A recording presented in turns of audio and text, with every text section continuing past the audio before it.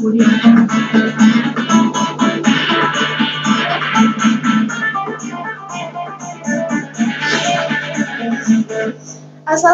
warahmatullahi wabarakatuh.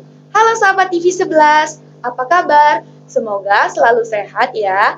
Dan segala aktivitasnya di bulan Ramadan ini diperlancar oleh Allah Subhanahu wa taala.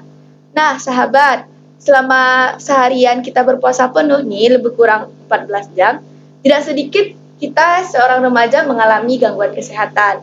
Nah, pada kali ini kita akan membahas tema tentang kesehatan remaja pada bulan Ramadan. Di studio sekarang telah hadir bintang tamu istimewa kita, dokter muda yang cantik, yaitu Dr. Rahmi Tisnayusi. Halo dok. Halo Maiza, apa kabar? Baik dok. Assalamualaikum warahmatullahi wabarakatuh. Waalaikumsalam warahmatullahi wabarakatuh. Kalau boleh tahu, apa nih kesibukan dokter selama bulan Ramadan?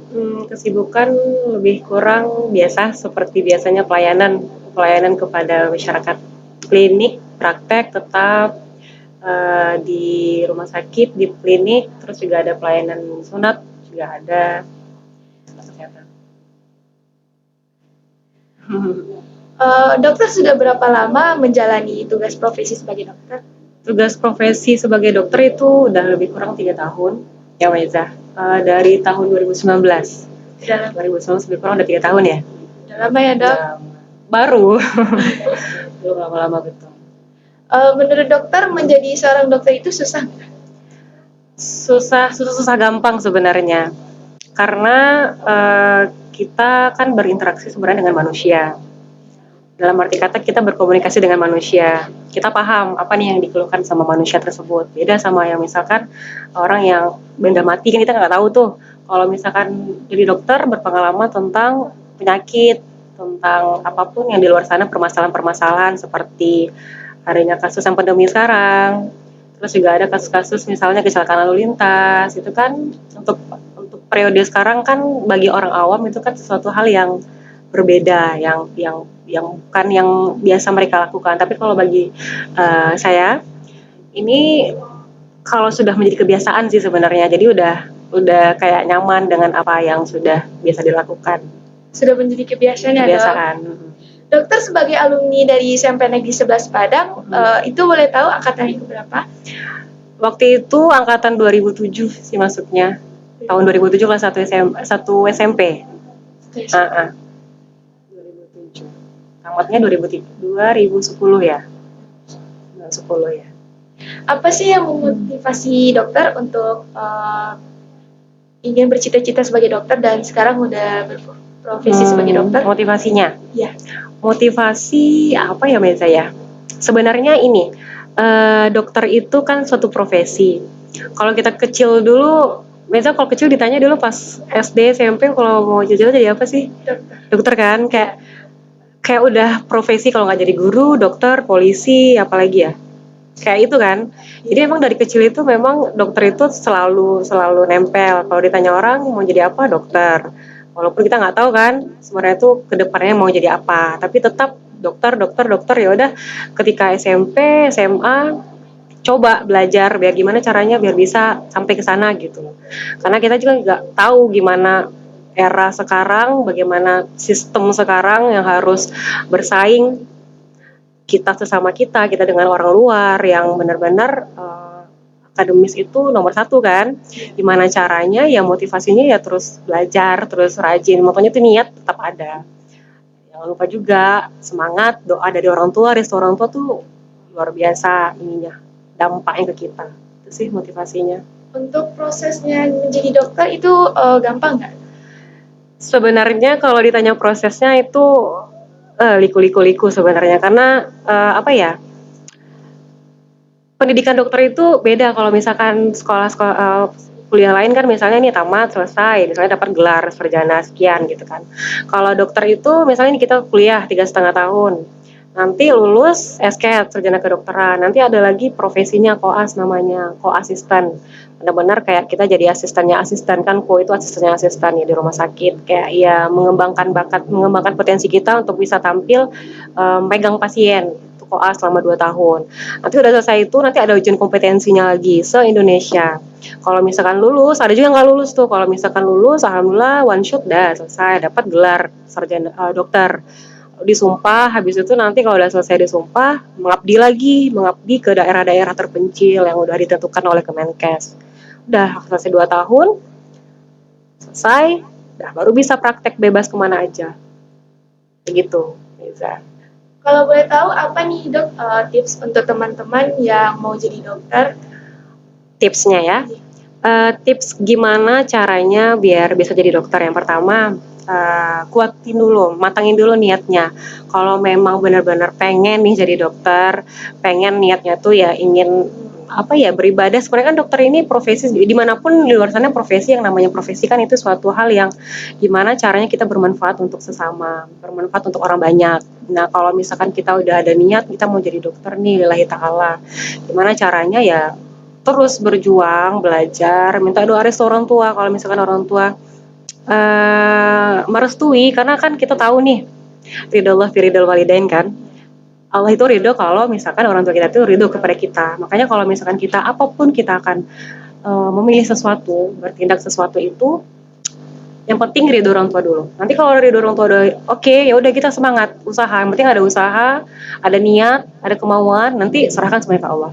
Jadi kalau misalnya kita udah serahkan ke Allah, apapun hasilnya nanti udah kita terima.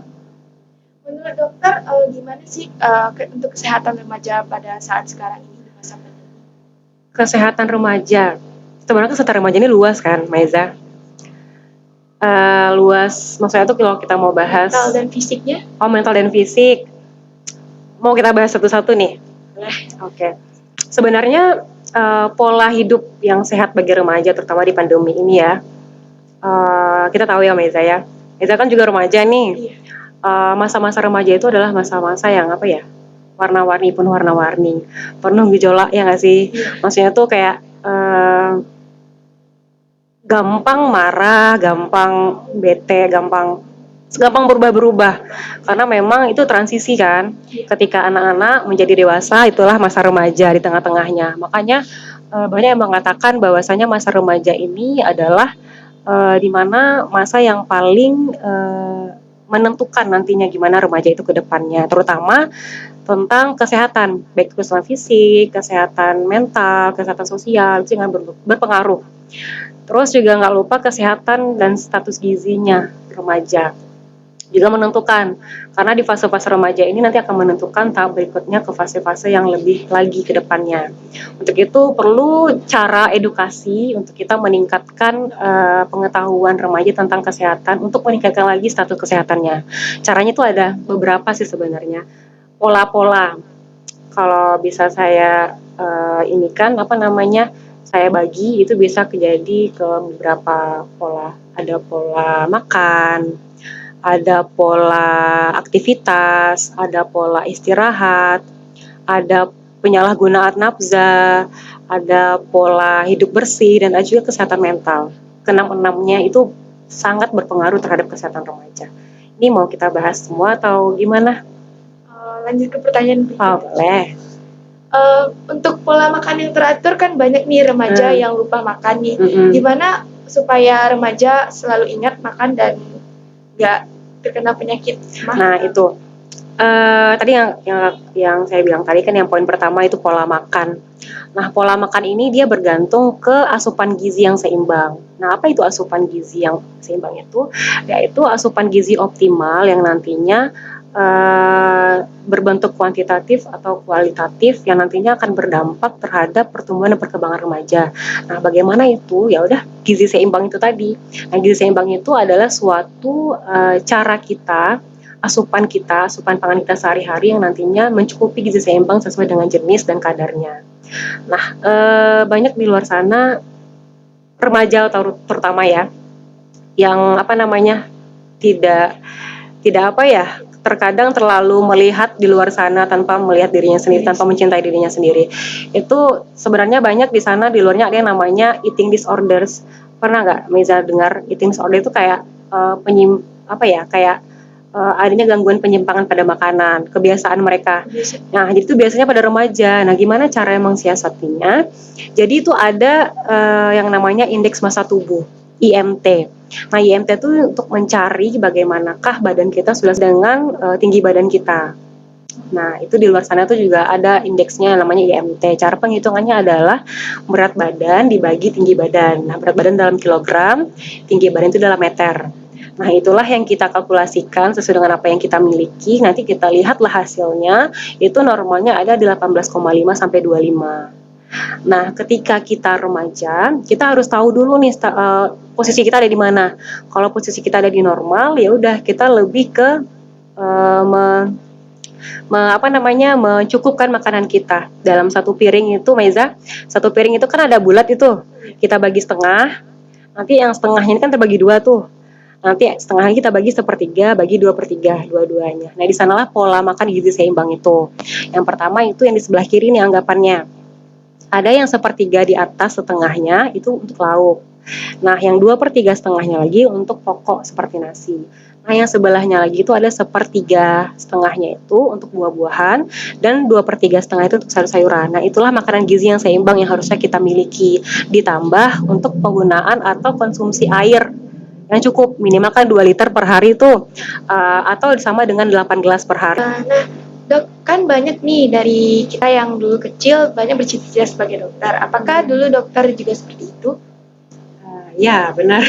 Karena memang ngikutin orang-orang sana juga, kayak kalau pengen besar jadi apa gitu kan. Kalau besar nanti mau jadi apa, jadi dokter, jadi dokter gitu kan. Ternyata kayak gitu semua kan orang kan, Meza ya. Maksudnya itu kayak terlalu ini dokternya. Maksudnya itu kayak pengen jadi dokter, pengen jadi dokter, pengen jadi perawat, bidan, guru, polisi dan lain-lainnya. Memang dari kecil itu memang nggak tahu kenapa dokter aja gitu, pengen pengen gitu jadi dokter, sehingga udah nempel, jadi kayak udah jadi motivasi juga. Oh, dokternya dokter ini ketika kita sekolah punya motivasi sendiri, karena kita tahu nih dokter ini cara masuknya susah, kita tahu persaingan itu berat, persaingan itu kayak ya kita tahu lah, kita sesama kita aja di SMP ini mungkin bersaing juga kan, apalagi kita di luar sana dengan sekolah-sekolah yang mungkin notabene lebih dari kita, itu kan juga hal yang harus kita pertimbangkan. Makanya itu butuh sih yang namanya kemauan, niat dari awal itu. Untuk tips teman-teman yang mau jadi dokter gimana sih dok dari sekarang? Teman-teman di sana yang memang pengen nih di sini pengen jadi dokter, ketahuilah sebenarnya dokter itu apa ya, di luar sana orang menganggap dokter itu adalah satu yang wah, tapi sebenarnya kita tuh sama aja, kayak kita tuh pelayan, kita tuh kayak sama siapa sih profesi yang pelayan kayak gitu semuanya.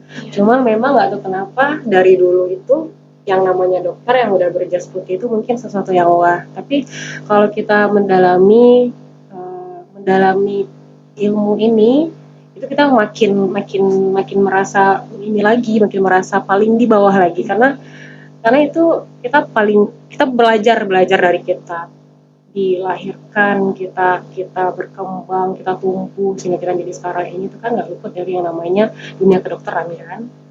Makanya itu bagaimana tips-tipsnya buat teman-teman di sana yang pengen jadi dokter, uh, luruskan niat, habis itu matangkan persiapan dari sekarang, meskipun masih SMP, meskipun masih SMA, walaupun rasanya masih lama nih, masih kayak belum jelas pengen jadi apa gitu kan. Ya udah. Kalau untuk mematangkannya tuh gimana caranya dari Cara mematangkannya tuh kayak gini, kayak mencoba untuk yang tadi itu, karena kan kita di Indonesia ini ketika kita mau masuk perguruan tinggi pasti yang dilihat ada nilai rapor. Iya.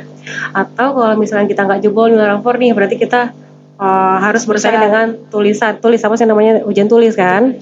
Berarti otomatis kita harus mengacu ke sana aja, persiapannya lebih matang lagi. Misalnya tuh kayak belajar, maksudnya itu ya belajar itu dari sekarang juga boleh diangsur-angsur. Cuma kan yang lebih matang yang itu kan pas kita mau di hari hanya itu kan. Biasanya tuh ada yang namanya intensif, atau ada yang namanya belajar bersama, atau yang itulah. Jadi kayak fokuskan aja di sana. Ya misalnya tiga bulan pun sebenarnya kalau kita benar-benar niat untuk belajar dari sekarang pun juga kan, karena kita harus menstabilkan nilai rapor kita, menstabilkan nilai kita. Walaupun misalkan nggak stabil, ya udah kita harus rajin, harus tetap semangat gitu.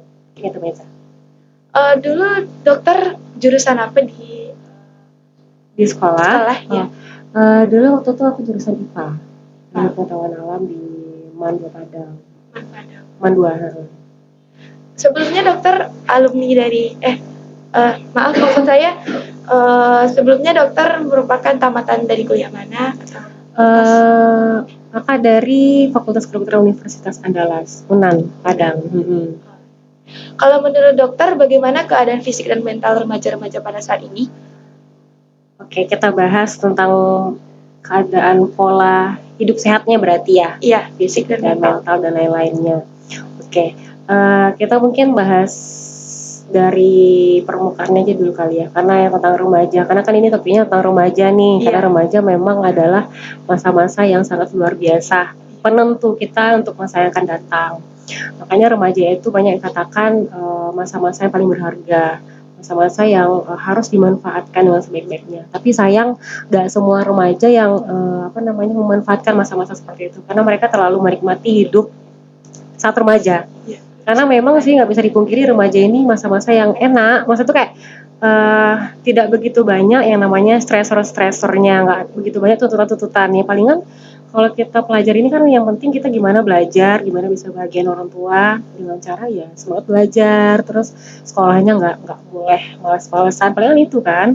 Berbeda kalau kita udah kuliah, udah kerja, kan beda tuh stresornya. Makanya pas di kita remaja ini tuh hal-hal yang seperti itu tuh kayak jarang remaja yang yang serius untuk menghadapi fase-fase remaja ini, terutama dalam menjaga kesehatan. Nah, kenapa? Karena kesehatan itu terutama kesehatan fisik, kesehatan mental, kesehatan psikis, status gizi itu sangat berpengaruh ketika kita di remaja. Makanya kita berusaha untuk gimana caranya meracik yang kesehatan tadi itu nantinya akan bermanfaat ke depannya. Nah, banyak pola-pola bagaimana sih caranya agar remaja itu memiliki pola yang baik, terutama dalam kesehatan, mental, dan lain-lainnya. Nah, gimana nih dok tips untuk remaja pada bulan Ramadan untuk menjaga kesehatannya? Oke, ada tipsnya ini adalah cara menjaga makan, cara kita menjaga aktivitas agar tetap stabil, cara menjaga cara kita untuk beristirahat, cara kita untuk memanage itu untuk pola hidup bersih, kesehatan mental dan juga ada penyerahan nafsu, itu salah satunya. Nah, kalau misalkan makan nih, pola makan kita yang penting adalah gizi seimbang, Meza. Nah, gizi seimbang itu seperti apa yang pernah saya jelaskan sebelumnya kalau misalkan diundang. Pokoknya itu kita harus tahu pola gizi seimbang itu adalah pola yang nanti sesuai dengan kebutuhan tubuh kita sendiri. Kalau kita gambarkan apa aja sih dok bentuk makanan yang gizinya itu seimbang gitu kan. Boleh kita lihat kalau misalkan di satu piring itu kita bagi menjadi setengah. Nanti yang setengah satunya itu kita bagi lagi jadi 1/3 dan 2/3 dan setengah lagi 1/3 2/3. Nah di sanalah kayak porsi gizi seimbang itu ada setiap makanan kita. Kita ambil contoh 1/3 yang di atas itu bisa lauk pauk, di 2/3 yang di bawahnya itu bisa makanan pokok kayak nasi kan. Atau sebelah kanannya lagi 1/3 di atas itu bisa buah-buahan dan 2/3 itu bisa dengan sayur-sayuran. Nah itu sebenarnya pola pola makan dengan gizi seimbang. Dan tahu apa juga, kita harus perhatikan air, konsumsi air. Jadi Meza, tubuh kita, badan kita ini dalam satu hari aja itu mengeluarkan air sampai 1 liter. 1 liter ya. Jadi itu dari mana keluarnya dok? Ya dari kita pipis, BAK, BAB, dari keringat itu kan juga air itu. Jadi emang hampir satu hari itu 1 liter air. Nah gimana caranya kita mensiasati untuk mengganti cairan yang keluar itu dengan cara konsumsi air putih. Nah air putih itu dianjurkan adalah 2 liter per hari. Soal 2 liter itu disamakan dengan 8 gelas. 8 gelas gimana caranya? Terutama saat bulan Ramadan ini itu cara penggunaannya itu biar tercukupi 8 gelas walaupun kita puasa, yaitu ketika kita sahur kita minum 2 gelas, ketika kita berpuasa 2 gelas, setelah kita berbuka puasa atau waktu kita lagi tarawih sampai kita sebelum tidur itu 4 gelas. Nah itu kan tercukupi tuh 8 gelasnya tuh, jadi nggak menutup kemungkinan nih kalau kita puasa tapi air nggak cukup, nggak mungkin. Tapi dengan cara itulah kita gimana caranya agar tetap terpenuhi kebutuhan tubuh kita. Lalu apalagi tadi ya, pola aktivitas. Nah pola aktivitas itu memang aktivitas itu adalah suatu pergerakan tubuh yang nantinya akan meningkatkan pengeluaran energi. Nah, makanya WHO itu menganjurkan untuk anak-anak, terutama usia 5 sampai 17 tahun itu untuk beraktivitas minimal itu 60 menit dalam sehari atau bisa dikalkulasikan. Atau bisa juga dengan aktivitas seperti aerobik. Aerobik kan seperti lari cepat, atau berenang, bersepeda, dan lain-lainnya itu minimal ya 3 kali dalam seminggu. Nah itu untuk aktivitas. Nah kalau misalkan untuk istirahat, nah, istirahat itu gimana sih cara istirahat yang benar itu? Ya udah ketika kita tidur, bagaimana caranya senyaman mungkin dan dengan durasi yang cukup, karena gitu minimal kita itu tidur 7 sampai 9 jam Meza. Jadi gimana caranya kita mencukupi pola tidur kita agar nantinya hormon-hormon yang dikeluarkan, terutama hormon-hormon untuk pertumbuhan dan perkembangan pada remaja itu ketika kita istirahat cukup dikeluarkan sehingga untuk perkembangan pertumbuhan kita itu stabil. Nah itulah untuk pola istirahat. Lalu untuk pola hidup bersih, pola hidup bersih itu juga penting nih karena sebenarnya bersih itu kan muncul dari diri kita sendiri. Karena kita tahu diri kita ini selalu berinteraksi dengan elemen-elemen, salah satunya adalah lingkungan, manusia, makanan. Untuk itu sangat penting. Kalau enggaknya kita sehat itu dengan pola hidup bersih kita. Kalau misalnya kita nggak bersih, otomatis kita akan rentan terhadap penyakit. Makanya itu bagaimana caranya yaitu cuci tangan. Apapun dalam kita mau beraktivitas, setelah beraktivitas jangan lupa cuci tangan, apalagi di masa pandemi ini kita udah diajarkan kan cara cuci tangan dengan benar. Lalu juga jangan lupa mandi 2 kali sehari. Lalu juga gosok gigi minimal 2 kali sehari. Habis itu pergunakanlah toilet atau toilet itu tertutup. Nah, itu biasanya pola hidup yang bersih dan sehat. Lalu kalau untuk apa lagi ya? Kesehatan palingan ini penyalahgunaan narkoba, cuman ini udah umum ya. Maksudnya itu yang namanya narkoba itu adalah narkotika, psikotropika dan zat aditif lainnya. Nah itu dimana zat ini nih kalau misalkan masuk ke dalam tubuh kita itu akan mempengaruhi yang namanya otak, sistem saraf pusat. Itu nantinya akan berpengaruh terhadap kinerja tubuh kita. Contohnya saja itu alkohol. Kalau misalnya kita mengkonsumsi alkohol dalam jumlah yang banyak dan dalam waktu yang lama, itu pasti nantinya akan mengakibatkan terjadi proses mutasi gen, mutasi DNA, di mana akan terjadi peradangan, sehingga dia nanti itu akan mencetus sel-sel prakanker itu menjadi sel kanker. Nah itulah bahayanya alkohol kalau misalkan digunakan tapi dalam penyalahgunaan yang salah. Lalu juga bisa tentang kesehatan mental. Kesehatan mental ini kan lebih ke bagaimana cara kita menghadapi situasi dengan apa namanya gejolak-gejolak yang ada sekarang seperti bullying kan. Bullying itu suatu kekerasan atau apa ya yang dilakukan dengan secara sengaja. Bisa saja karena bentukannya bisa visual, bisa relasional, bisa cyber pun sekarang juga bisa kan kalau misalkan melalui media-media online dengan cara bullying itu banyak fasilitasnya. Habis itu juga bisa dengan apa ya dengan fisik, dengan seksual pun juga bisa. Maka dari itu kita sebagai remaja butuh nih untuk gimana caranya agar yang pola-pola tadi itu apa namanya terjaga dengan baik, dari makanan yang benar dan baik, habis itu dari istirahat, dari apa namanya aktivitas, hidup bersih dan lain-lainnya. Menurut dokter gimana sih tipsnya agar kita nggak capek menjalankan aktivitas di bulan Ramadan dan nggak dehidrasi? Oke, caranya iya kan banyak sih sebenarnya kebiasaan-kebiasaan buruk di luar sana yang sering dilakukan ketika kita berpuasa.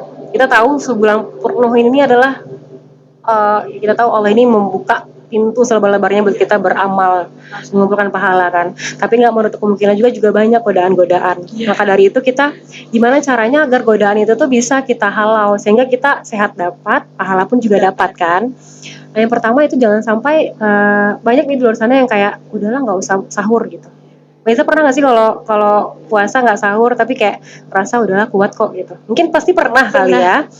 Jadi sebenarnya tuh sahur itu tuh bermanfaat buat kita, buat save energi kita untuk 12 jam 14 jam ke depannya kan. Memang sahur itu dianjurkan lah bagi kita sahur itu. Jangan sampai lupa gitu. Yang kedua, jangan lupa tuh kita kayak aktivitas fisik tadi. Jangan sampai walaupun kita berpuasa, kita nggak ada aktivitas fisik itu kan sama aja sama kayak bermalas-malasan. Karena kita tahu walaupun dalam puasa ini tidur itu ibadah, tapi banyak yang kayak terlalu menikmati tidurnya itu. Kadang dari zuhur sampai asar. Aku dari pagi lah sampai ini bangun cuma untuk sholat terus tidur lagi, kan itu kan nggak bermanfaat kan. Jadi makanya gimana caranya kita itu memanage waktu kita dalam satu hari itu bisa beraktivitas. Salah satunya seperti ini, Meza kan melakukan kegiatan seperti ini nih, kayak podcast ini kan suatu hal yang positif, yang membuat kita menjadi lebih nggak terasa kalau kita tuh puasa gitu. Habis itu misalnya kalau kita nggak ada di bidang ini atau berolahraga minimal 30 menit atau berapa, maksud tuh kayak adalah aktivitas kita, atau misalnya berdiskusi sama teman-teman yang bermanfaat itu sebenarnya. Habis itu juga jangan lupa untuk minum air putih tadi yang saya bilang tadi. Jangan lupa minum air putih, jangan sampai kita dehidrasi karena tubuh kita itu 80% hampir terdiri dari air. Nah, gimana caranya air itu ada dalam tubuh kita? Gitu. Untuk pertanyaannya, apabila seorang remaja dia ingin berpuasa tetapi dia diwajibkan untuk mengonsumsi obat secara rutin, apakah dia diperbolehkan untuk berpuasa? Sebenarnya lihat dulu penyakitnya apa. Kalau misalkan sebenarnya kan konsumsi obat ini nih ada aturannya nih, Meza. Banyak dokter yang membuat kan 3 kali 1 hari, ada yang 2 kali 1 hari, ada 1 kali 1 hari. Menurut Meza itu gimana kalau penggunaannya? Kalau bulan Ramadan mungkin nggak bisa ya Iya. sekarang. Sebenarnya kan memang 3 kali 1 hari itu dia mengacu kepada jam. 1 hari itu kan 24 jam tuh. 24 dibagi 3 kan 8. Berarti memang minum obat itu harus per 8 jam. Itulah dikatakan 3 kali sehari. Kalau misalkan suatu penyakitnya itu adalah suatu penyakit yang memang membutuhkan obat, dalam arti kata mungkin obat ini ada beberapa penyakit yang harus minum obat ini. Mungkin antibiotik ya, memang harus dihabiskan. Atau obat-obat tertentu yang memang harus diminum pasien. Ya udah, kalau misalkan per 8 jam kan itu masih kena puasanya kan, Meza. Misalnya kalau mereka makan di jam sahur nih, jam 5. Berarti kan 8 jam dari jam 5 kan masih ada di tengah hari kan. Maksudnya itu kayak di jam-jam puasa. Yang mau nggak mau ya terpaksa demi ini kan ya kita ini puasa nanti kita ganti di hari lain gitu.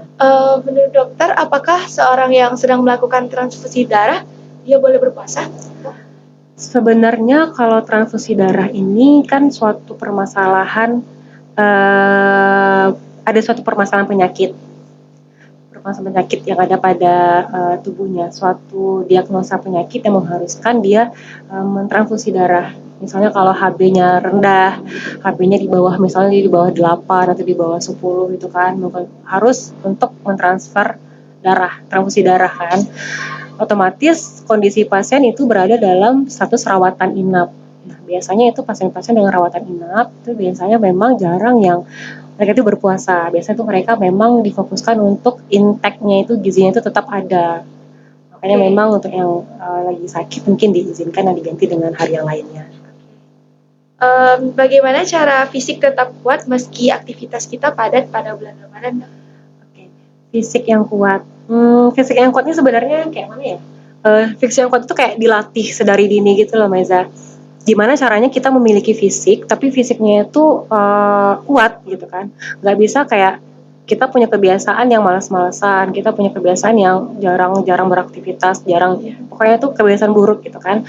Itu otomatis kita memiliki fisik yang kurang sanggup sih puasa, cuma kan capek gitu kan. Banyak nggak sih yang kayak gitu, puasa cuma ngerasain nggak ada berkahnya gitu kan. Jadi gimana caranya, ya udah kita kayak tadi itu aja, selalu melakukan aktivitas yang positif, selalu menjaga pola makan, pola minum, pola istirahat dan lain-lainnya, pola hidup bersih dan sehat juga.